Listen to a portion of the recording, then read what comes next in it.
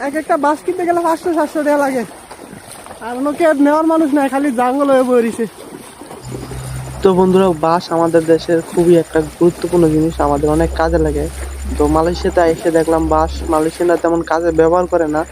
তো এই বাঁশঝাড়গুলা কিন্তু একদম খালের পার হয়ে আছে, কে লাগাইছে বা কিভাবে হয়েছে আমরা জানি না।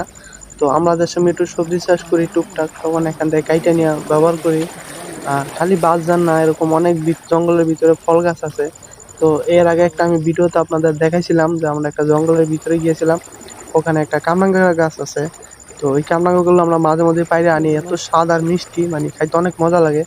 যেহেতু এগুলো জঙ্গলে প্রাকৃতিক ভাবে হয়েছে, কোনো মানে মেডিসিন সার কিছু দেওয়া হয় নাই। তো তাছাড়া আমরা এই খালে মাছ ধরতে আসলে অনেক সময় নারিকেল পাই, বা আশেপাশে দেখি কলা গাছ আছে, অটোমেটিক কলা হইয়া পাইকা আছে। মানে এই জিনিসগুলো খুব ভালো লাগে, যদিও সামান্য জিনিস, তো আমরা অনেক আনন্দ পাই। তো ভিডিওটি ভালো লাগে অবশ্যই একটা লাইক কমেন্ট করেন, চেষ্টা করে দিবেন। ধন্যবাদ সবাইকে।